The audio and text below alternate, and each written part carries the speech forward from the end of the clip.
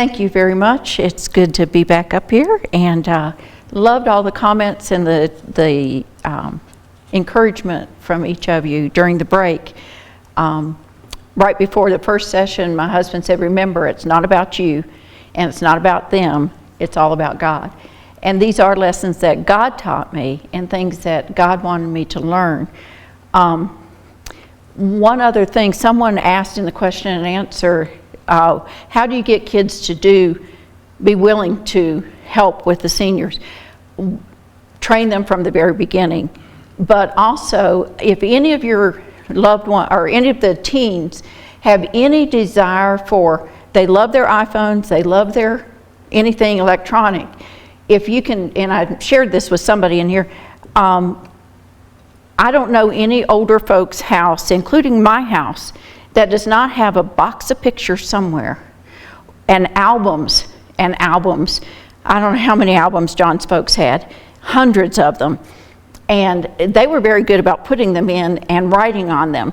But there were also envelopes and boxes of pictures. A lot of them, we don't know who they were, and so they're going to get thrown away. If you can get one of your teens to go, the kids don't have time.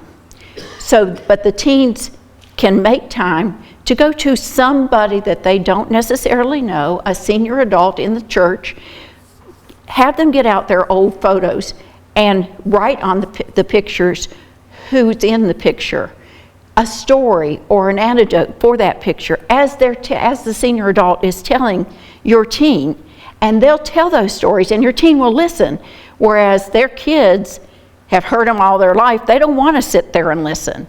So this is another opportunity to connect the two generations. Also, if they can set up a video camera, everybody, this younger generation likes the techie stuff. Set up a video camera, and just while they're doing the pictures or just talking, the senior adults' children will love you and love those teens for documenting those memories. Okay, let's go on to end-of-life care. That was a poem that I had of what do you see when you're looking at me? An older person, we don't know exactly who wrote it, it's been attributed to different people, but an older person wrote it and talked about what do you see when you look at me? A dirty old man who slobbers and drools, and look closer and see me. I'm still a young man inside. And that's how we want. I still feel like I'm 30. Of course, I'm not too far from that. Okay, end-of-life care. Definitions. Let's start with CPR, cardiopulmonary resuscitation. This is a procedure used when a patient's heart stops beating. It can involve compressions of the chest or grab the paddles you see in movies. Everybody clear, and they electrical stimulate the heart to get it going again. It does restore the heart. It can restore the heart. That is a pro. You want your heart beating again, and that's a good thing. But most of the time, it does also break ribs while you're doing it, which is a con. DNR, do not resuscitate. Every time you go to the hospital, they're going to ask you, does this family member have a DNR? DNR, it's a physician's order not to attempt CPR if a patient's heartbeat or breathing stops. The order is written at the request of the patient or family, but it must be signed by a physician to be valid. There are separate versions for at home and at the hospital. If you have one, if you're caring for someone in your home, that DNR needs to be readily available.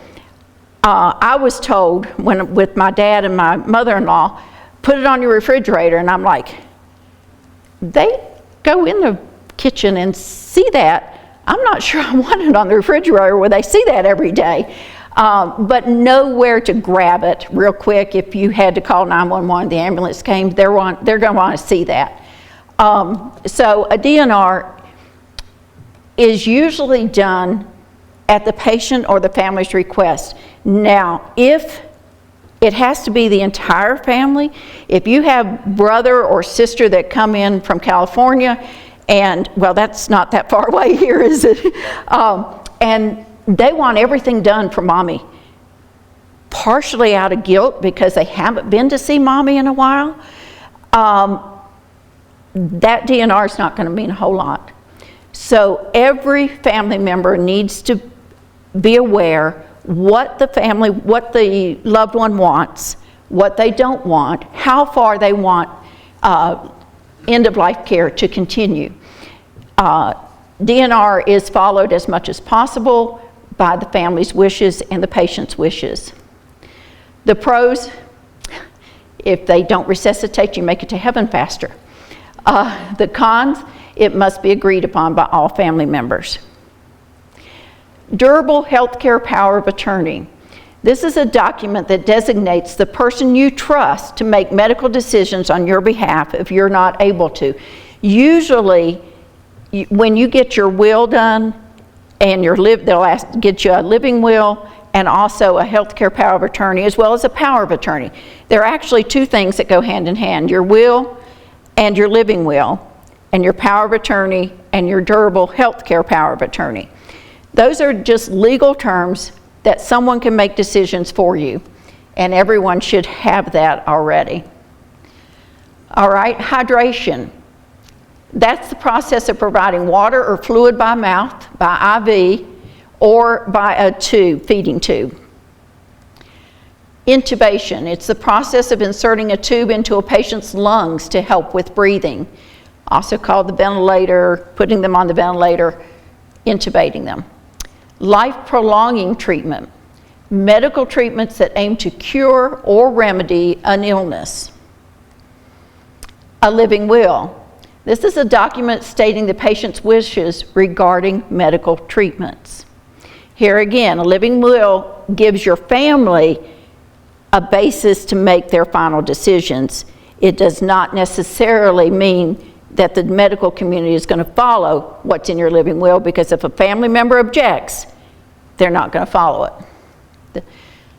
Long-term care. Care that supports the patients with chronic impairment for an indefinite period of time. It's provided in nursing facilities, at home, or in the community. Percutaneous endoscopic gastrostomy, otherwise known as a PEG tube. This is a surgical procedure for inserting a tube into the stomach to provide nutrition and hydration. There are times when this is a great thing. My father-in-law had to have it temporarily, and there are times when it's the family members that are having it done. The patient, it's not really helping them, it's helping the family members. There's a balance there, and we'll talk a little more. A ventilator. It's a machine that breathes for the patient when he or she is unable to do so independently. Palliative care. This is care in the medical specialty focused on relief of pain, stress, or other debilitating symptoms of a serious illness. It does not necessarily come at end of life. It can be any time. I think especially during cancer diagnoses. It's to relieve the nausea, the pain, the suffering, relieve the symptoms. It's a symptom reliever. It's not dependent on the prognosis and can be delivered at the same time as treatment that is meant to cure you. It's to help the symptoms. That's all palliative care is. It's relieving the symptoms. Palliative care relieves symptoms such as pain, shortness of breath, SOB, fatigue, constipation, nausea, loss of appetite, and difficulty sleeping.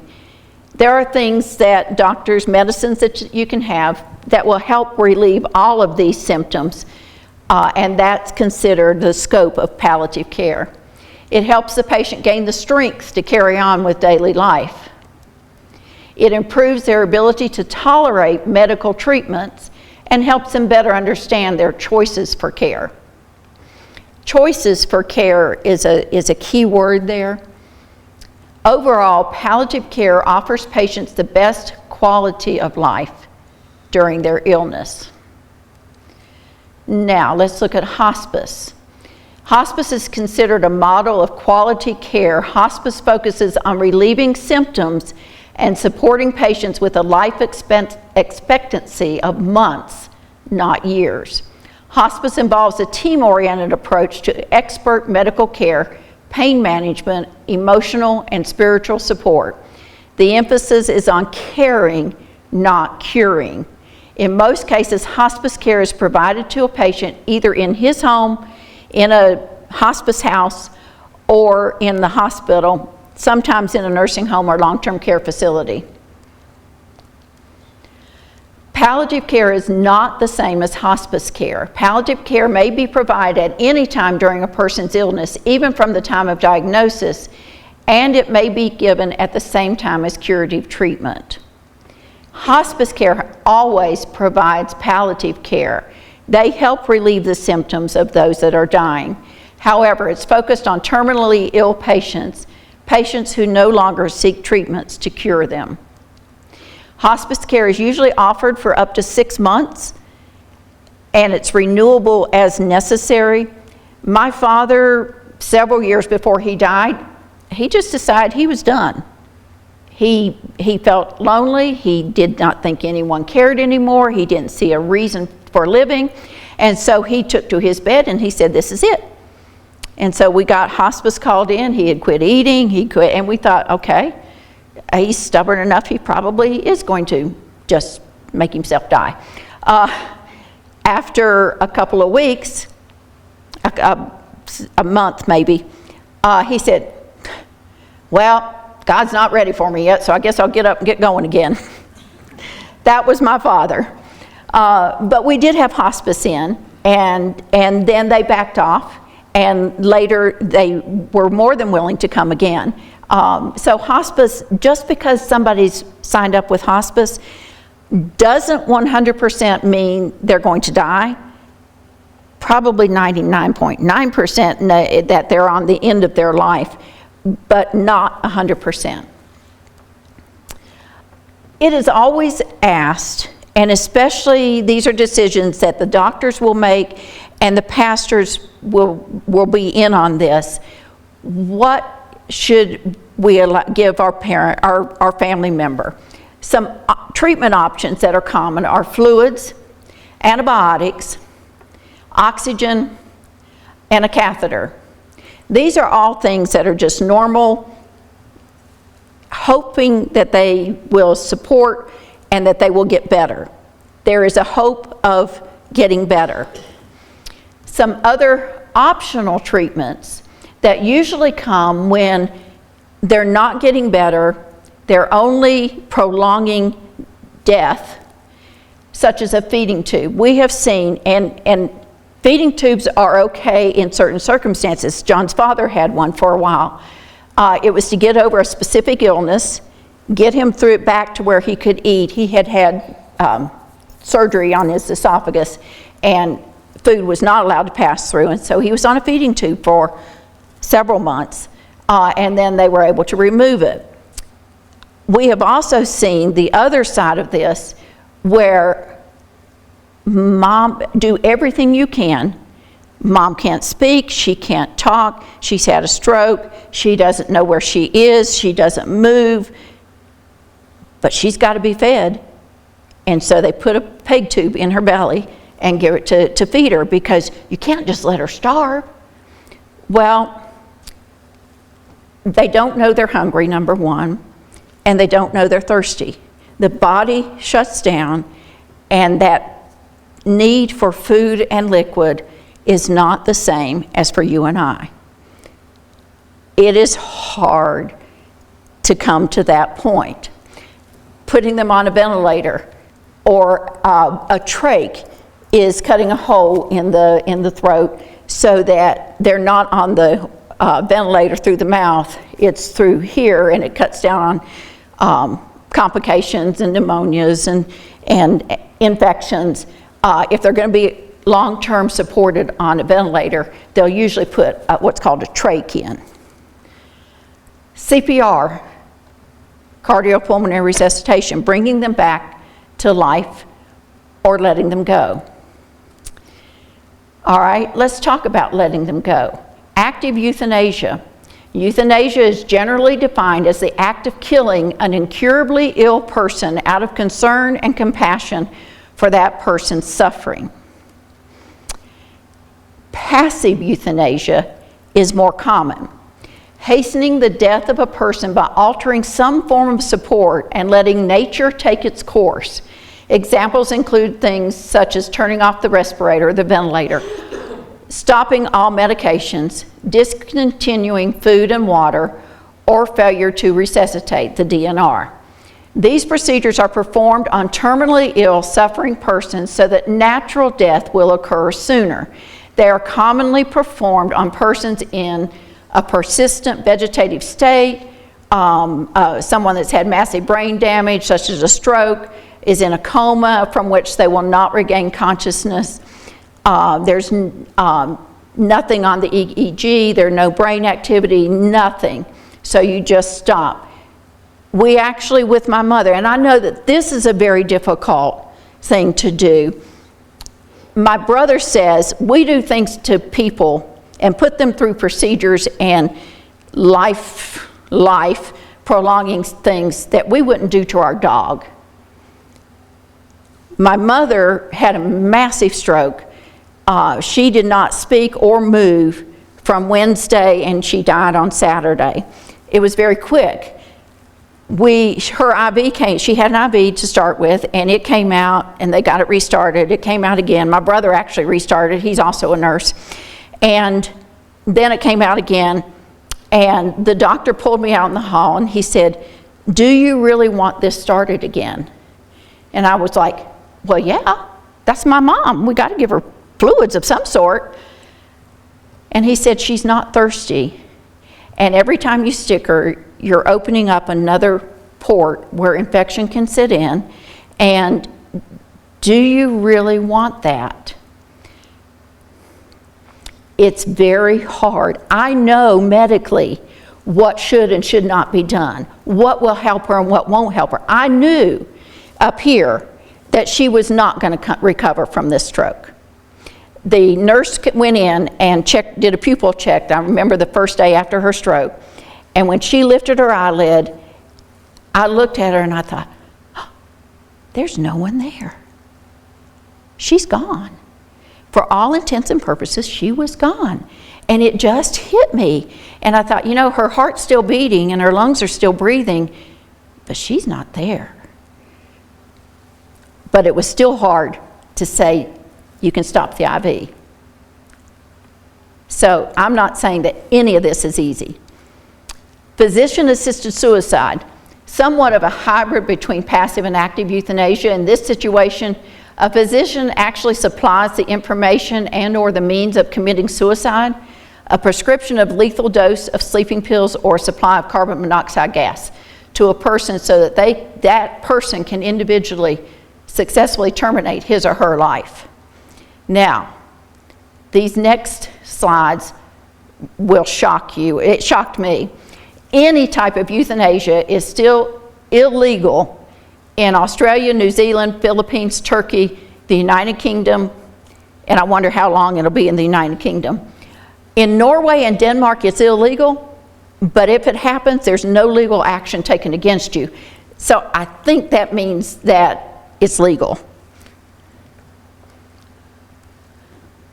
As of October 2015, just a few months ago, the Netherlands in 2002 said human euthanasia is legal, and in 2004 it approved that you can legally euthanize children who are terminally ill and wish to die. You have to talk with the parents and you have to get, go through the criteria, but it's okay to euthanize children. Belgium, Ireland, Colombia, Luxembourg, India, Mexico, Sweden, and the US. Assisted suicide is legal in Switzerland since 1942, which surprised me. Germany, Japan, Albania, Canada, Uruguay since 1928, assisted suicide has been legal. Assisted suicide is now legal in the following states: Washington, Oregon, Vermont, New Mexico, Montana, and as of January of this year, California. 2016, it's now legal for assisted suicide. If that doesn't give you pause. All right, euthanasia. Question: is it suicide? Is it murder? Or is it mercy? These three questions I personally have a very strong opinion on. Not everyone has the same opinion, but you have to be careful as a pastor how you put your belief and opinion on another person, as in that young man, that it was passive euthanasia, if you want to put it in the correct terminology, that he allowed to happen to his wife. So let's, of course, what does the Bible say about dying? Psalm 89:48, what man is he that liveth and shall not see death? Shall he deliver to his soul from the hand of the grave? Ecclesiastes 8:8a, there is no man that hath power over the spirit to retain the spirit, neither hath he power in the day of death. I have seen both things happen. I have seen someone taken off the ventilator and they die. We've also experienced my brother-in-law who said never put him on a ventilator. He was taken off the ventilator because of that directive. He lived for 2 more years. God has the power in the day of death. Job 30:23, for I know that thou wilt bring me to death and to the house appointed for all living. And then Hebrews 9:27, and it is appointed unto men once to die, but after this the judgment. God has the final say over death. 1 Corinthians 15:26 says, the last enemy that shall be destroyed is death. So when this corruptible shall have put on incorruption, and this mortal shall have put on immortality, then shall be brought to pass the saying that is written, death is swallowed up in victory. O death, where is thy sting? O grave, where is thy victory? The sting of death is sin, and the strength of sin is the law.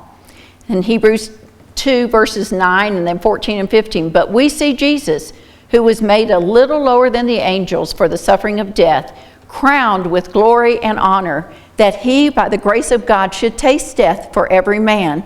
For as much then as the children are partakers of flesh and blood, he also himself likewise took part of the same, that through death he might destroy him that had the power of death, that is the devil, and deliver them who through fear of death were all their lifetime subject to bondage.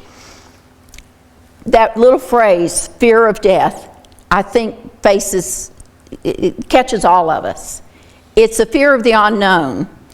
John's mother was probably the most fearful person around. She were not necessarily fearful, but she worried about everything. She was always worried about something. She was a tremendous prayer warrior, and she turned those worries into prayer. But she was very frightened about dying. And I don't know any other way to explain this than tell you exactly what we experienced. She had congestive heart failure, and I was sitting on the bed at the hospital holding her hand, and I felt her spirit leave. And then the CPAP machine kicked in and breathed for her, and I felt her spirit come back. And I didn't say anything to her until a few days later, after she came back home from the hospital.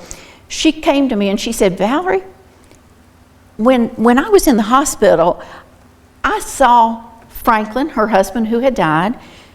I saw your mother, my mother, who had died. She said, I saw several pastors that I haven't even thought about them in years. They died a long time ago. What do you think that means? And God in his grace helped me to know immediately what to say. I said, Margaret, that should bring you great comfort. You were at heaven's door, and it's just a step away. And from that moment on, she had no fear. She lived another month or two, and she told us, the next time that happens, don't bring me back. And so she died at home, had another congestive heart failure spell, got up from her bed and walked to the chair across the room, sat down, and within 5 minutes she was gone.